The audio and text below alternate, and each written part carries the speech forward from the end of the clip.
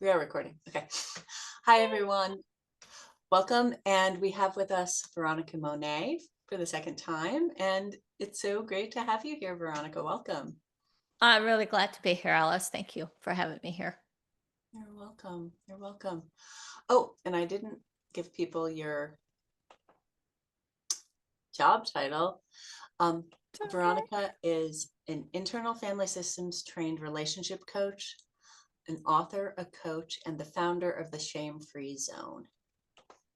Yeah. So great. So, Veronica, what does it mean to be a somatic healer, and what is the shame-free zone? I don't know if I'd go so far as to say I'm a somatic healer. Oh, we'll just Um, say you are. Let's see. yeah, IFS, internal family systems. Internal It family system it relationship has coach. yeah, it Someone has else is. it has some somatic applications, and I am so like for instance, if a client gets dissociated, I use somatics to bring them back. And that can be like bilateral stimulation. I work with a lot of people online, so I can just have them do like this tapping. And it's bilateral. We're going on one side and then the other. And that can help people kind of get back into their grounding.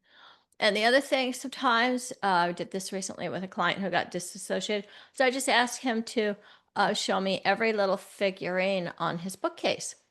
And he introduced me to all these little characters from Star Wars and whatnot. And that got him back into his body.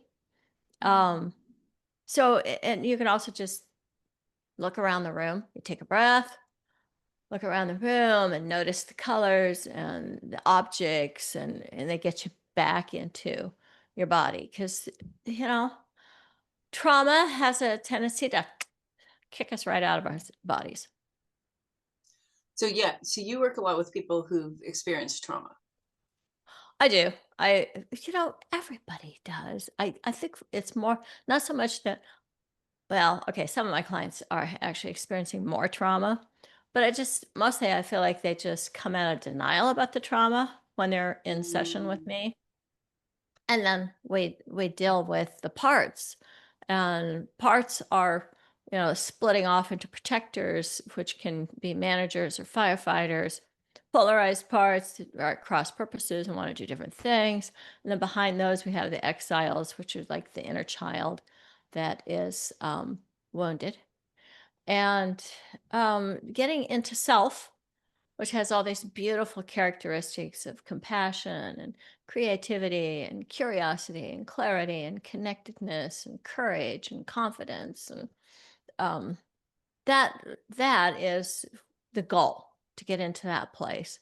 So that, and if you are in self, you are actually by definition grounded.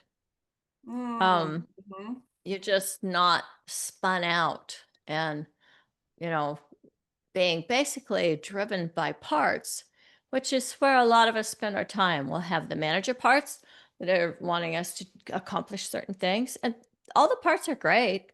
It's just that we'd like them to work in concert with self, not hijack the system and run the show. So, for instance, let's say we have a highly efficient manager, but it never knows how to take time off, or it doesn't know how to go into feelings. Or we have a protector who is choosing to take us out of our feelings by indulging in addiction, which could be anything from gambling to food to alcohol or drugs. So, yeah, the goal is to achieve a healthy ecosystem inside. And that's the internal family systems, is That's the internal different family parts, systems. and getting them And I started getting training along in better. this a few Yeah. years ago. I'm not certified. I'm right now in a 6 month training. I've been in other trainings before. And I've also been in IFS therapy myself for about 8 years. I love it. But I'm an intuitive healer in a lot of ways. And I was working with people's parts before I knew they had parts. I Mhm, was just, mhm, I mean, mhm. like, talk to a client and go, well, I hear you're saying this, but just a few minutes ago, you said this other thing. So that a part of you doesn't agree. And I feel that I want to show up for all parts of you. And that was really my modus operandi before I started going into IFS. When I found the technology of IFS, I was just like, "Oh, wow. This is really helping me do the thing I was born to We're do, going to the do thing I'm anyway. built for." Yeah, Yeah, very, very yeah, cool.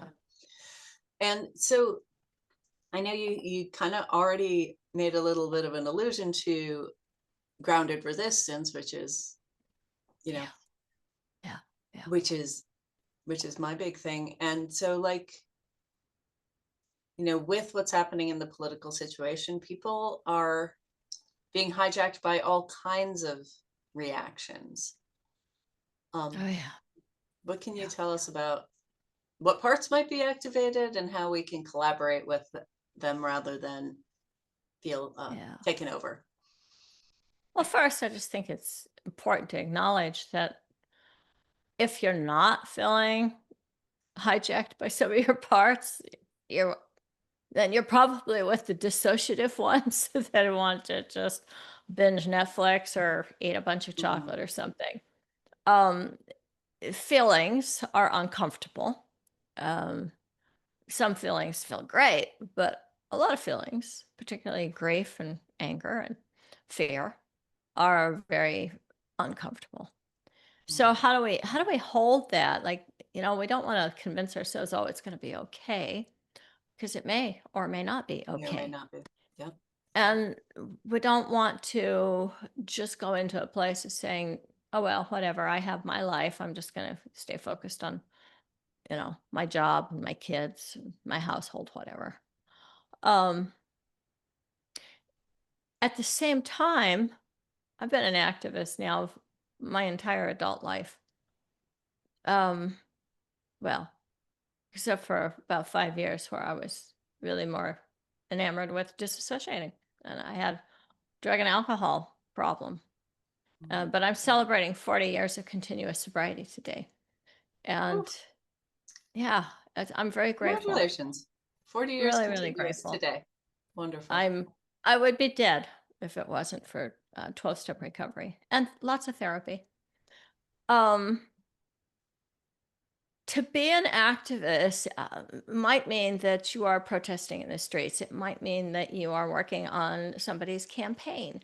It might mean that you are um, writing letters or sending text messages. It might also mean that you are getting arrested for what you believe in. And I've done all of that. And I'm not, I give myself the freedom to choose to not do some of it. I'm not Mhm. here to do all of it all the time. Um, going to jail for my activism was glad I did it. I don't really want to do it again. Mhm. And that means I necessarily choose activism that is lower risk than what I chose in the past. And I think it's really important that we honor and respect each other's activism, Mm. because there are so many ways to be an activist, so many ways to make a positive difference. And it might just be as simple as your Instagram feed.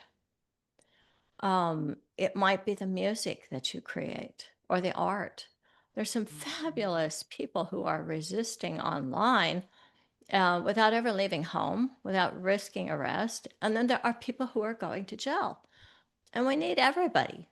We need everybody. So I think some of what I recommend is you pick and choose the lanes that work for you and your life and what you're willing to risk and not risk. And also just your health, mental health, physical health. There's only so much that any one of us can do. And then really celebrate and honor and respect what other people are able to do that you may not be able to do or that you may not choose to do right now. And I think that actually can kind of calm the nervous system down, because then we can be in a place of gratitude and appreciation. Like, thank God that person's doing that. So grateful that they're showing up in that way. And oh, look at this other person's doing this other thing. How wonderful. And you can start to feel like you're part of a community. Um, like, these are the people that I'm with. We are each in our own way doing our part. And Yeah. then if you really, I mean, 40 years of activism means that I have had to pace myself. If I expose myself to everything all the time, I will just burn out. Mm, So right now, I before the election, I was on every headline, every news report. I was I was way into it. Um, Political fundraisers, the whole thing. And then the shock of, oh no, not again. mhm. And one of the things that I realized was that the perpetrators in power right now want to create fear. Yes. So if I am subjecting myself to their fear mongering, it comes in the form of headlines. So I'm choosing my choice. It's just mine. I'm not suggesting that everybody else has to do this. Basically, just saying, here's the kind of things you can ask yourself. For me, it's too disturbing to just constantly be prodded with one disastrous headline after another. So I prefer to go to some of the deep thinkers that I admire. People like Heather Cox Richardson, Ezra Klein. I like the deep dives that they take into these topics. Anne Applebaum is another one. And that also calms my nervous system down because they usually are talking for an hour or two about a broader perspective. They're bringing in the historical aspects. And for me, that helps me put my fear in context. Um, and I have lots of fear. I would imagine that a lot of us do. So here's the other thing about fear. Um, Fear is always a projection into the future. So in 12-step recovery, we have an acronym. It's false evidence appearing real. Now, that doesn't mean you shouldn't be afraid if a cougar or a bear are after you. And I've been in situations with both. Some of these situations, they're very real. Um, what do we do between the part that knows that fear is a warning system to keep us safe and fear that can turn into a mental, emotional, physiological habit that is causing us to be constantly agitated and on edge?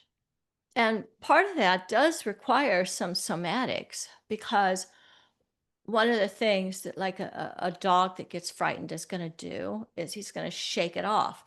That, by the way, does not mean that animals don't get post-traumatic stress disorder. They do. And it doesn't mean that they just forget shit. They don't. They remember stuff. But it's a wonderful thing. And so, what can we do in our mammalian bodies? We can work out, we can run, we can hike, we can get into nature. Being in nature where you are with particularly large trees, they have enormous chi that can start to um, pull your system's physiology in sync with their own, which of Mm, course is calmer. And nature can just be a beautiful reset. But there's another thing too, cold plunges. mm, Cold plunges are an awesome reset.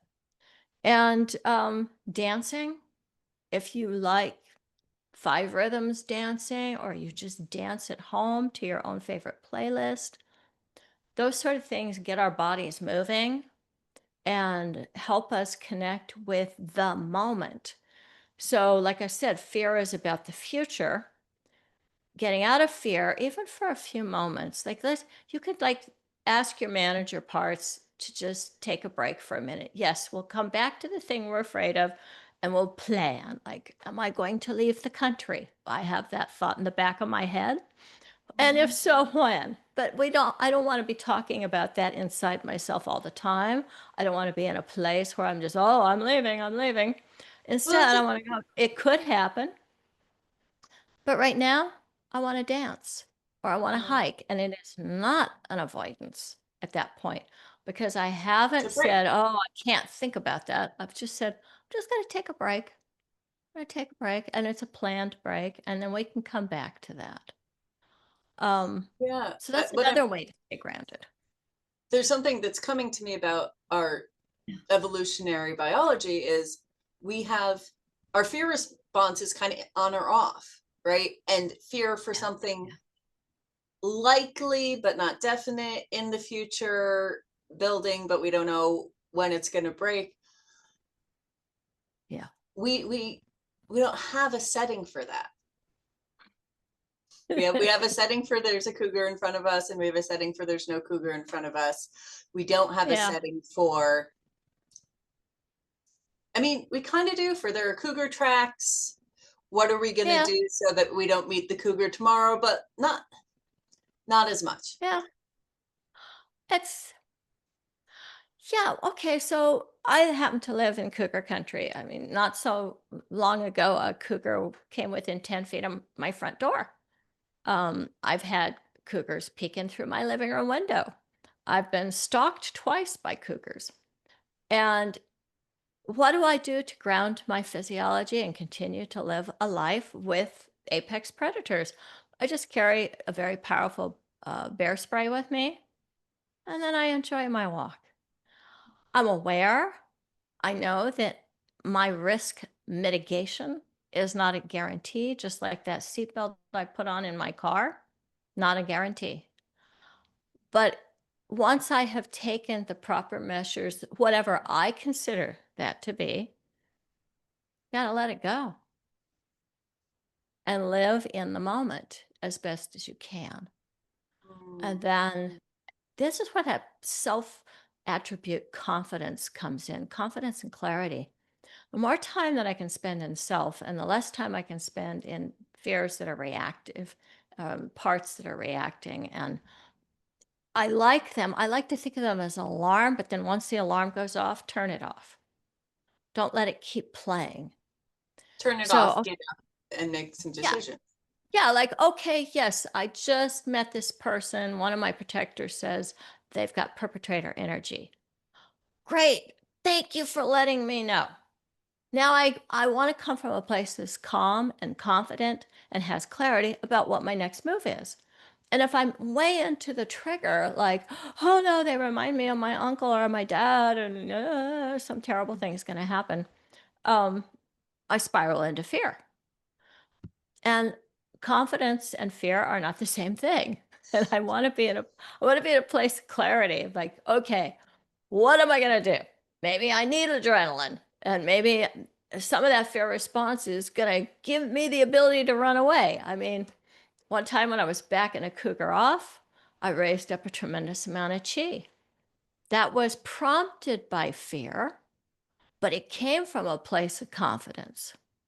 Mm. And he left. was he saw me and my dog, and he literally started, he was like, oh, hello, I'm coming over to say hi. And I pointed at him and I scolded him as if he was a naughty boy. And he looked shocked, and he turned around and went back the way he came. Oh, So yeah, what you have inside, if what you have inside is fear, you're almost a magnet for the things you're afraid of. That's why I want to use fear as an alarm. And then I'm going to ask it to step aside so I can bring this powerful, confident part of myself that can actually cope with the threat in a oh, successful way. Yeah. oh, great. Okay. I think the other thing we want to talk about is anger. There's a Yeah. lot to be angry about. Why don't we want to stay with resentment? I'm guessing it's parallel, but not identical. Yeah. Well, so I love anger. I'm really glad. I have so much rage about what's happening on our planet right now. Tons of it. But notice I have a smile on my face too. I mean, the Hmm. resentment is going to weigh me down. It's like, oh, I really hate these people and I hope something bad happens to them. Look, I have those thoughts on a daily basis, by the way, but I can't live there. It's like, okay, thank you, thought. Thank you, feeling. I know I'm not alone in this. I'm not the only person feeling Hmm. this way. But this isn't where I want my energy to be inhabiting. I don't want to reside there. So it's kind of like meditation practice. You allow thoughts to arise. You don't shame yourself for them. you just watch them. There it is, and then let it pass. And what I prefer to do is, okay, if I'm really feeling a lot of anger, is there an action I can do? Because Mm, resentment is just like this thing that eats away at your internal organs. And it's been, connected to things like cancer, even. It's just, it's not good for us. It causes inflammation of the system. But if I'm doing an action, like I get really angry about something that's happening, for instance, the gerrymandering in Texas right now really pissed me off. So I am funneling some money, not a lot, just, what I feel comfortable parting with, towards California's efforts to fight back. And that's where my anger's going. mhm, And but it doesn't feel like a resentment. It's more like I think I will know that I showed up for this moment with my rage.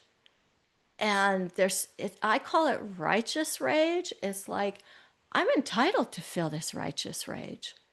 I'm and I'm grateful for it. And I'm going to have a happy day too. mhm, So if I get into resentments, next thing you know, I start doing self-destructive things. Resentments are the number one killer for alcoholics and addicts. You start nursing a resentment, you feel sorry for yourself, everybody's out to get you. I'd much rather feel my rage and then find the people that I can work with who also are angry and want to do something about it. Yeah. mm. In a Yeah, I'm personal thinking. relationship I just want to bring this part home. If you feel anger about something that someone did to you, you can go talk to them about it. You can take it to your therapist. You can work with your parts by yourself, whatever feels right. But to get to the place where you can let go of needing to hang on to that, because a resentment is only harming you.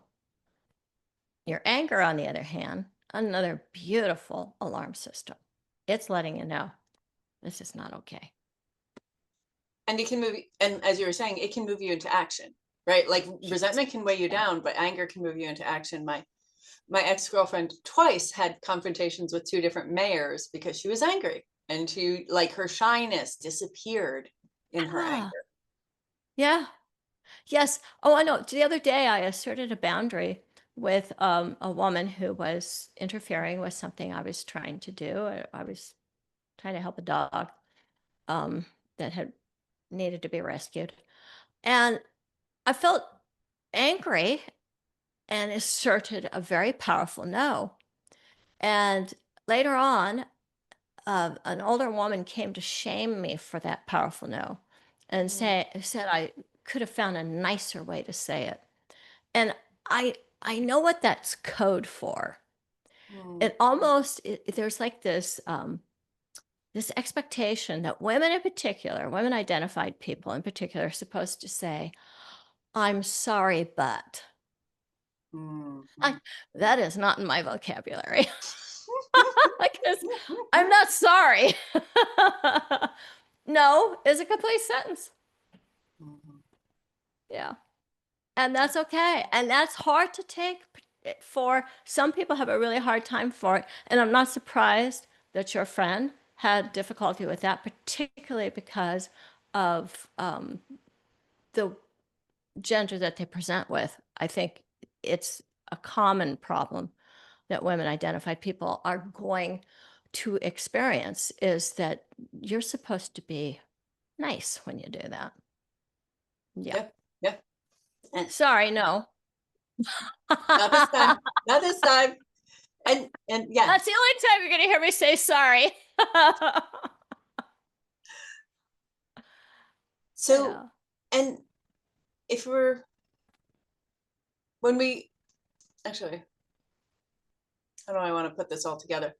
So, right, anger to action, not to resentment, fear to information, not to spiraling. And ultimately, the goal is to get to being grounded where the self is leading and the other parts are just communicating. Yeah, and one of the things a lot of times when people are trying to get to that place of being confident and having clarity and being calm is they're using a very powerful manager to control all the parts. And that's just not sustainable. Mm. So the successful sustainable approach is to get curious about all the parts. So if I had a part that was feeling very reactive about the woman telling me I should have said it nicely. Mhm. And what my process with that was to locate the part and find out when was the first time it was experiencing that. And of course, it took me all the way back to my mother, who always told me, find a nice way to say it. And she was a trad wife. So she was trying to raise me up to be a trad wife. And, you don't talk with authority if you're a trad wife. So when I see where, oh, okay, so it really has very little to do with Yeah, this that's- woman, it puts me on notice that she's a risk to me in some way. Like she's probably going to do that again. But I'm more interested in how my training makes space for somebody to interact that way with me. Mm. Because I certainly have friends that would never be talked to that way. So that's where I'm more engaged than trying to figure this woman out, is more about what about me? What is it about me that I can shift energetically? Now, I can't do that with a pull myself up by the bootstraps approach. What I really have to do is get curious about the parts that are doing other stuff. And I certainly know that I have parts that knew early on that if I did not seem threatening, my parents would be less abusive towards me. Mm. So, see, right there now, I can have some compassion for this part that's kind of pulling in this abuse and realize that that part is giving off a message of complacency or cooperation or acquiescence, even like I'm just, I'm not a threat, I'm not a threat, don't hurt me, which ironically pulls in certain type of people who Plenty, will yeah. hurt you. Yeah. Yeah, but that that process of getting curious about where did the part come into being, what was it trying to cope with, and how can I give it the validation that it needs. Curiosity and compassion when I go towards this part is, oh, of course that's what you did. Of course that's what you did. Totally understand that. I get that. And by the way, we're not there anymore. As a matter of fact, both your parents are dead. We call that updating the parts file. I'm actually like telling the part, it's 2025. Mom and dad died. We don't have to worry about them anymore hurting us. Okay. So this woman's not them. And sometimes a part really needs to have those distinctions. I would take this to the political landscape and say that Me Too showed us that a lot of women have been sexually assaulted Yeah. or harassed in some way. And now we've got a huge sexual predator in the White House. And we're watching him possibly pardon another predator who's in prison right now. Maybe he will, maybe he won't. But if our parts are not feeling triggered around this, that would be highly unusual. so, so here's the thing. And this one's harder to work with because that woman who is trying to shame me is just some woman. Yeah. But the president is the president. And trying to tell my parts, well, mom and dad have died, doesn't really cut it. But I can let them know that I'm an adult Hmm. and I have a current passport. Um, Yeah. and I have 40 years of activism. And I probably am going to be safer than those parts think I am. because I'm not under my parents' thumb anymore. I'm not in the cult that I was raised in. So just as kind of reminders to give myself a little spaciousness so I'm not coming from a triggered place so that I can bring self to bear.